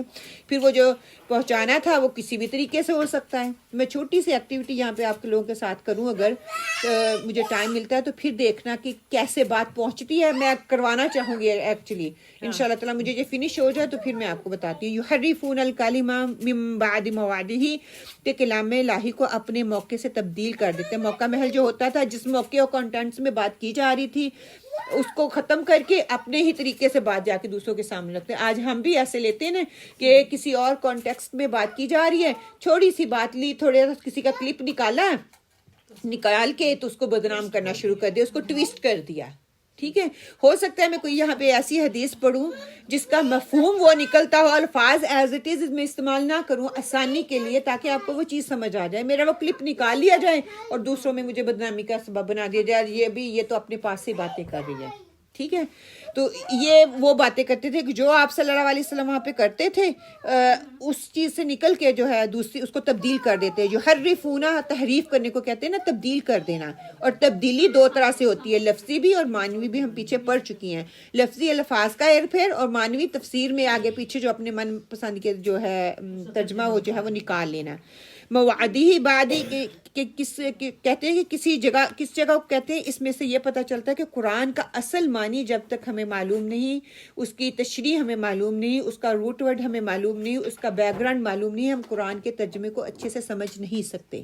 ٹھیک ہے، کہی سنی سنائی بات پہ ہم مان تو لیں گے لیکن اس کے کانٹیکسٹ کو جاننا بہت ضروری ہے کہ کس بیک گراؤنڈ میں یہ بات کہی گئی تھی.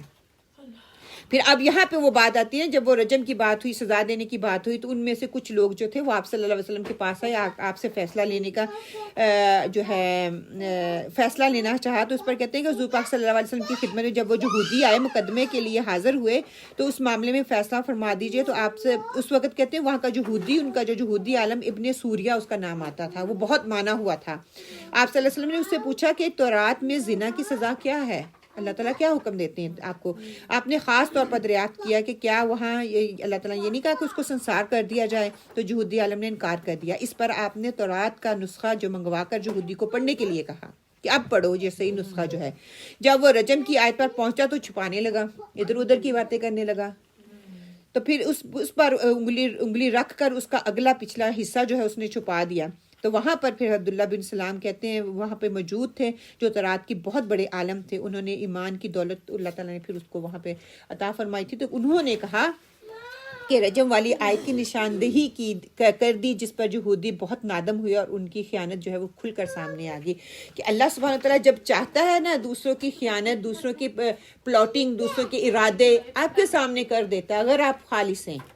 تو وہ انہی کے علماء لوگوں نے انہی سے اللہ تعالیٰ نے انہی کے منہ سے گلوایا. وہی لوگ جس کی انتی تقلید کر رہے تھے، پیروی کر رہے تھے، وہی اٹھ کے کہنے لگے کہ نہیں یہ جو ہے تورات میں اللہ تعالیٰ نے اس کی سزا یہ رکھی ہے. پھر آگے کیا ہے، یقولون ان اوتیتم ھذا فخذوہ، یعنی اگر تمہاری مرضی کا فیصلہ مل جائے تو اسے قبول کر لو، وَإِن لَمْ تُؤْتُوہ فاحذروا، اگر تمہیں مطلب کا فیصلہ نہ ملے تو اس سے بچ جاؤ، یعنی کہ قبول نہ کرو. ایسی پالیسی جو ہے ابن سوریہ نے اپنے لیے تو بنا لی ہوگی لیکن دوسروں کے لیے یہ جو ہے وہ نہیں تھی. آپ صلی اللہ علیہ وسلم نے فرمایا میں تجھے اللہ وحدہ لا شریک کی قسم دیتا ہوں جس نے موسیٰ علیہ السلام کو نجات دی، فرعون کو غرق کیا اور جس نے تورات کو نازل فرمایا. تم سچ مچ بتاؤ کہ تورات میں رجم کا حکم موجود نہیں ہے. کہ سیدھا ہی ہے کا میں نہیں کہتا، میں نہیں کہا، اس پہ آ جاتا ہوں. تو اس نے کیا کہا، اب بالآخر اس یہودی عالم کو اس بات کا اقرار کرنا پڑا. اس پر دوسرے یہودی اس کے خلاف ہو گئے.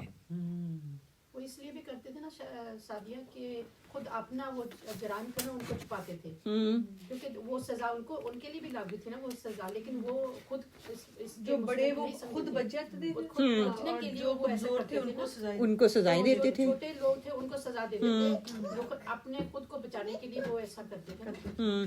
پھر آگے وہ کیا کہتے ہیں, من یرید اللہ فتنتہ فلن تملک لہ من اللہ شیئا, جس کو اللہ تعالیٰ فتنے میں ڈالنا چاہے یعنی کہ گمراہ کرنے کا ارادہ کر لے, اللہم لا تجعل منہم, اس کے لیے آپ کسی چیز کے مالک نہیں ہیں, بس آپ ان کو راہ راست پر لانے کے قادر ہیں. اگر انہوں نے یہ ٹھان لیا کہ ہم نے برے کام کرنے ہیں تو کرنے دو, اللہ تعالیٰ نے ان کے دلوں پہ مہر لگا دی ہے, وہ اب نہیں بدلیں گے.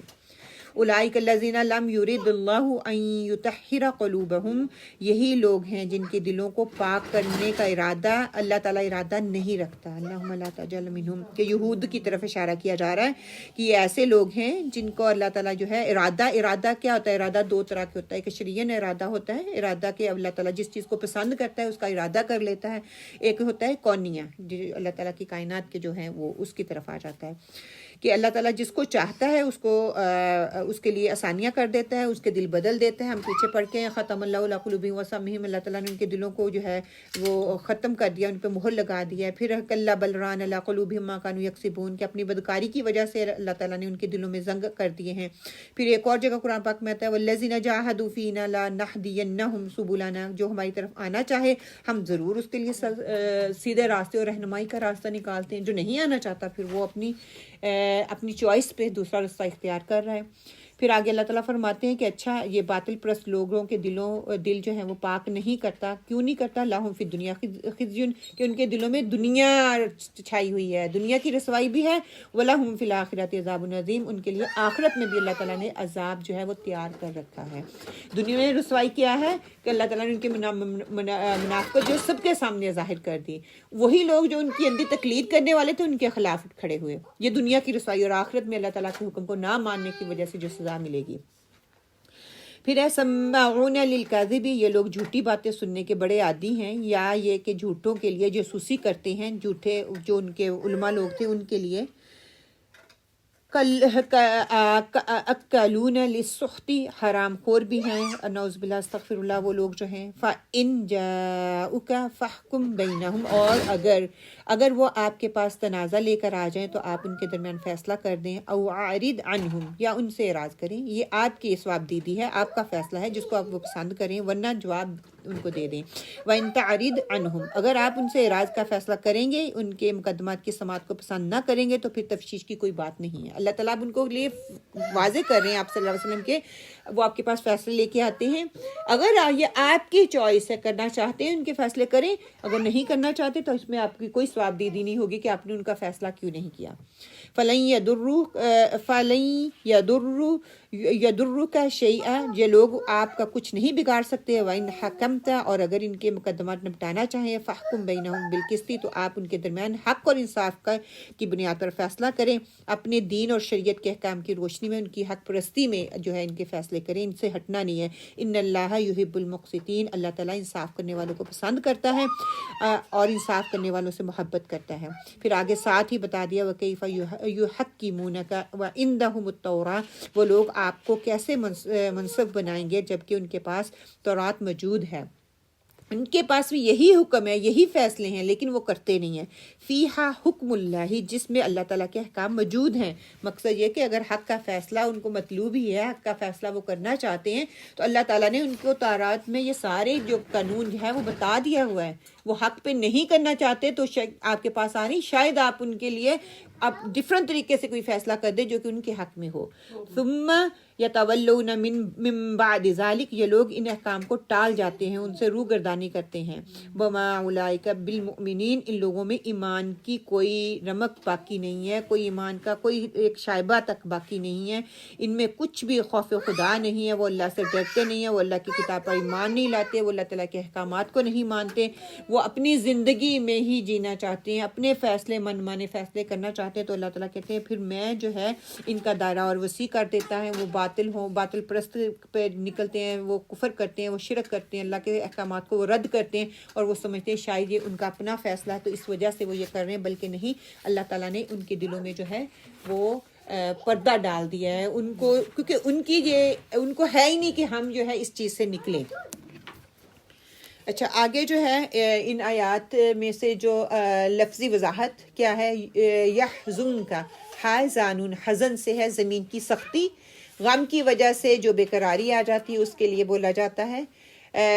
پھر کیا اس کے لیے بھی حزن آتا ہے، مغموم ہونا اس کے لیے حزن آتا ہے، اس کی ضد فرحن یہ ہے آتا ہے. تؤمن امن سے ہے حمزہ میم نون، نفس کا مطمئن ہو جانا. اس چیز کو کہا جاتا ہے جو بطور امانت رکھی جاتی ہے. امن والی جگہ کو بھی تؤمن کہا جاتا ہے. خانہ کعبہ کے لیے بھی لفظ استعمال ہوتا ہے. ایمان لانے والے لوگ جو ہیں ان کے لیے بھی لفظ استعمال ہوتا ہے. سمعون سین میم عین، سماع قوت سماع کے لیے بھی آتا ہے. کان میں ایک حاسہ کا نام یہ ہے جو ہے جس کے ذریعے آوازوں کا ادراک ہمیں ہوتا ہے، ہم آواز سنتے ہیں، اس کے لیے یہ لفظ استعمال کیا جاتا ہے. اس کے معنی سننا یعنی کہ مصدر میں بھی آتا ہے. کبھی اس سے خود کان مراد لیا جاتا ہے کہ سمعون وہ سنتے ہیں، کان لگاتے ہیں، جو ہم پیچھے سورۃ بقرہ میں پڑھ کے آ چکے ہیں. للکاذبی، کذب سے ہے کہ جھوٹ بولنا، کسی کو جھٹلانا، تکذیب کرنا. ایسا کپڑا جس کے نقش و نگار مصنوعی ہوں، کیونکہ انسان دھوکہ کھا جاتا ہے نا مصنوعی چیزوں سے، تو انسان کو دھوکے میں رکھا جاتا ہے. دھوکے والی چیزوں کو انسان مصنوعی چیزوں کو پرنٹ نہ کپڑوں پہ کئی بار دیکھنے میں آتا ہے، پتہ چلتا ہے یہ جعلی ہے. ہاں جعلی ہے، لیکن وہ جعلی نہیں ہوتی کہ پرنٹ ایسا بنا ہوتا ہے نا. کئی بار ایسے ہوتا ہے پتہ چلتا ہے ویلوٹ لگا ہوا ہے اوپر، ہاں لیکن ویلوٹ ہوتی ہاں. فتنہ کیا ہے؟ فتن سے ہے کہ فاتنہ کے معنی سونے کو آگ میں پگھلانے کے ہیں تاکہ اس کا کھرا کھوٹا جو ہے وہ سامنے ہو جائے، وہ پتہ چل جائے. کبھی فتنے کا لفظ اس چیز پر بھی بولا جاتا ہے جو عذاب کے باعث بنتی ہے، اور کبھی اس کے معنی امتحان اور آزمائش کے آنے کے بھی ہوتے ہیں. استغفر اللہ، کہ ہم کہتے ہیں اللہ تعالیٰ نے اس کو فتنے میں ڈال دیا، اللہ تعالیٰ ہمیں فتنے میں نہ ڈالنا جو کہ ہم برداشت نہ کر سکیں. یطہرہ طہارہ، طہر سے ہے عورت کے حیض سے پاک ہونے کو بھی کہتے ہیں. تو تحیرین سے مراد وہ لوگ ہیں جو گناہوں کو ترک کر کے اصلاح نفس میں لگے رہتے ہیں. تحیرین سے پاکیزہ قلب لوگ مراد بھی ہیں. حزن سے ہے حزنون کہ رسوا ہونا، خواہ وہ رسوائی انسان کو خود اس کی ذات سے لاحق ہو یا غیر کسی دوسرے بندے سے. راجل خزیٌ، ذلیل آدمی کے لیے بولا جاتا ہے. ذلت کے عذاب کا مزہ چکھنے کے لیے بھی جو ہے خز لفظ استعمال کیا جاتا ہے. ہم نے کیا سیکھا تفسیر کے نکات میں سے؟ آپ صلی اللہ علیہ وسلم کو تسلی دی گئی کہ منافقین کی سرگرمیوں پر دل گرفتہ نہ ہو، بلکہ جو وہ کر رہے ہیں ان کو کرنے دو. ان لوگوں کے متعلق جو بظاہر مسلمان لیکن حقیقت میں ان کے لیڈر جہود ہیں، وہ شیطانی روش پہ ہیں، ان کو کرنے دو جو وہ کر رہے ہیں. جہودی اپنے مطلب کا فیصلہ چاہتے تھے، جو آج ہم بھی چاہ رہے ہیں، نعوذ باللہ استغفر اللہ، میرے من پسند فیصلہ ہو جائے، میرا من پسند فتویٰ مجھے دے دیا جائے. بھئی نقاب ہے اسلام میں یا نہیں ہے؟ ایک مفتی سے پوچھ، دوسرے سے پوچھ، ایک مسجد والے سے پوچھ، دوسرے سے پوچھ. سود پہ گھر لینا ہے، ایک سے پوچھ، دوسرے سے پوچھ، شاید کوئی میرے من پسند فیصلہ دے ہی دے. ایک اور بھی کام کرتے ہیں کہ مرد بہت زیادہ اس آیت کے اوپر کنسنٹریٹ کرتے ہیں کہ 4 شادیاں کرنی چاہیے، اور جو اس سے آگے والی جگہ ہے اس کی طرف نہیں جاتے. اس کو کہ چھوڑ اگر انصاف نہیں کر سکتے تو پھر ایک پہ اکتفا کرو. یہودی اپنے جاسوس منافقین کو آپ صلی اللہ علیہ وسلم کے پاس فتویٰ لینے کے لیے بھیجتے تھے تاکہ وہ جاسوسی کر کے آئیں، پھر وہاں سے وہ جو ہے نعوذ باللہ استغفر اللہ وہاں پہ اور نیا فتنہ شروع کیا جائے.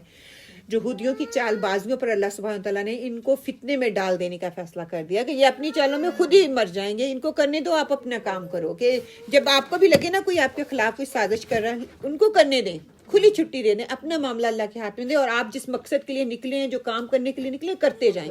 لوگ رکاوٹیں ڈالیں گے لیکن اللہ تعالیٰ آپ کے لیے آسانیاں پیدا فرما دیں گے. دنیا اور آخرت کی ذلت ان کا مقدر رہے گی. استغفر اللہ. آپ صلی اللہ علیہ وسلم نے فرمایا، اپنے مرض وفات میں فرمایا کہ یہود و نصارہ پر اللہ کی لعنت ہو، انہوں نے اپنے انبیاء کی قبروں کو مساجد بنا لیا. حضرت عائشہ رضی اللہ تعالیٰ عنہا نے کہا کہ اگر ایسا ڈر نہ ہوتا تو آپ صلی اللہ علیہ وسلم کی قبر کھلی رہتی اور حجرے میں نہ ہوتی، کہ کیونکہ اگر باہر ہوتی لوگوں نے آ کے وہاں پہ جا کے منتیں مانگنا، اور ہم عام لوگوں کو نہیں چھوڑتے، پھر آپ صلی اللہ علیہ وسلم کو کہاں چھوڑتے. ہاں، کیونکہ مجھے ڈر اس کا ہے کہ کہیں آپ صلی اللہ علیہ وسلم کی قبر میں مسجد نہ بنا لی جائے. سبحان اللہ. اس کے وہ کرنے کی بھی حکمت ہے کہ اس آپ صلی اللہ علیہ وسلم کی قبر کو اس طرح سے ان لوگوں نے جو ہے ایک حجرے میں رکھا ہوا ہے. پہلے قبر دکھتی تھی نا تو جالیاں لگی ہوئی تھی تو عورتیں اور سارے چھوٹے چھوٹے پیپروں پہ لکھ کے نا وہی نا کہ ہماری ذہنیت یہ ہے کہ سبحان اللہ. اچھا اب کیا ہے کہ خصائص اور منافق کے خصائص کیا ہیں کہ زبانی ایمان، دل میں کوئی ایمان نہیں ہوتا، یہودیوں کی جاسوسی کرتے ہیں، وہ اللہ کے احکام کے مقابلے اپنی خواہشات کے غلام ہوتے ہیں، پھر اسلام کا مذاق اڑانے والے ہوتے ہیں، کفر میں جلدی کرنے والے ہوتے ہیں. استغفر اللہ. ہم نے آیت نمبر 41 سے کیا سیکھا کہ اللہ اپنے بندوں پر خود سکینت نازل فرماتے ہیں جب وہ خالص اللہ کے کام کے لیے نکلتے ہیں، اللہ پر بھروسہ رکھتے ہوئے، اللہ پہ یقین رکھتے ہوئے، اللہ کے دین پہ کو تقویت دینے کے لیے وہ ثابت قدم رہتے تو اللہ تعالیٰ اس کے لیے سکینت کا سبب بنا دیتے ہیں. ریاست میں عدل کا نظام یکساں ہونا چاہیے، امیر اور غریب کی تفریق کیے بغیر. دوہرا عدالتی نظام فساد کی بنیاد ہے کہ ایک طرف انصاف ہو رہا ہے ایک طرف نہیں ہو رہا تو کیا فساد ہوگا کہ میں کہوں گی اس کو مل رہا ہے، وہ کہے گا اس کو مل رہا ہے، اس کو نہیں ملا، اس کو نہیں ملا. کوئی انسان کسی انسان کو ہدایت نہیں دے سکتا جب تک کہ اللہ نہ چاہے. یہ کھلی آیات کی اظہار. میں کہ مجھے فلاں نے گمراہ کر دیا، مجھے فلاں نے یہ کہا تو میں نے ایسے کیا، نہیں، یہ میرا کہیں نہ کہیں میرے اندر ہوتی ہے تو وہ چیز مجھے اس چیز پہ اکساتی ہے. اپنی اصلاح کی کوشش کا عزم کرنا ہی ایمان ہے کہ یہ ہمیں جو ہے آج کی آیات نے سکھایا. پھر آگے اپنی کوشش ہوگی، میری تڑپ ہوگی، میرا لگن ہوگی، کوشش ہوگی، مشکلیں اور پریشانیاں آئیں گی لیکن اللہ سبحانہ و تعالیٰ جو ہے میرے لیے آسانیاں پیدا فرما دیں گے، میری نیت کو دیکھتے ہوئے، میری اخلاص کو دیکھتے ہوئے، میرے جذبے کو دیکھتے ہوئے، اور دوسروں کو اللہ سبحانہ تعالیٰ جو ہے ذلت کا جو سما بنائیں گے دنیا میں بھی اور آخرت میں بھی. اور آپ اپنی آنکھوں سے وہ چیز دیکھو گے کیونکہ آپ صلی اللہ علیہ وسلم کے سامنے آپ صلی اللہ علیہ وسلم کو وہ دکھا دیا گیا تھا. ربنا تقبل منا انك انت السميع العليم وتب علينا انك انت التواب الرحيم وقولوا قولي هذا واستغفر الله لي ولكم آمین اللهم آمین. اللہ سبحانہ وتعالیٰ سے دعا کرتے ہیں کہ جو بھی آج ہم نے پڑھا ہے حق اور سچ اللہ سبحانہ وتعالیٰ کی طرف سے ہے، ہر کمی اور کوتاہی ہماری طرف سے ہے. کوئی غلطی ہو گئی ہے، جو کمی رہ گئی ہے، جو کوتاہی رہ گئی ہے وہ میری طرف سے. اللہ سبحانہ وتعالیٰ اس کو ہمارے دلوں پہ راسخ نہ کرے بلکہ ہمارے دلوں سے نکال دے. جو حق اور سچ ہے اس کو ہمارے دلوں میں راسخ کر دے. اللہ سبحانہ وتعالیٰ ہمیں عدل و انصاف پر قائم رہنے والا بنا دے. اللہ سبحانہ وتعالیٰ دوسروں کے حق میں ہمیں بہترین فیصلے کرنے والا بنائے. اللہ سبحانہ وتعالیٰ ہمارے دلوں کو روشن کر دے، ہر حق اور سچ بات کو اپنے اوپر لے کر اس کو عمل میں لانے کی توفیق عطا فرما دے. اللہ سبحانہ وتعالیٰ ہمیں عدل و انصاف پر قائم کرنے والا بنا دے. آمین ثم آمین. اللہ سبحانہ تعالیٰ سے دعا کرتے ہیں کہ اللہ تعالیٰ ہماری نسلوں کو جو ہے حق اور سچ پر رہنے کی توفیق عطا فرمائے. اللہ تعالیٰ ہمیں چوریوں سے محفوظ فرمائے، جھوٹ سے محفوظ فرمائے، ہمیں گناہوں سے محفوظ فرمائے. اللہ تعالیٰ ہمیں ثابت قدمی دے کہ ہم اللہ کے دین کی خدمت میں اپنے آپ کو جتنا کر سکتے ہیں، تھوڑا بہت جتنی اپنی کوشش ڈال سکتے ہیں اس میں ہمیں اللہ تعالیٰ ثابت قدمی عطا فرمائے. یا مقلب القلوب ثبت قلبی علی دینک. آمین اللہم آمین.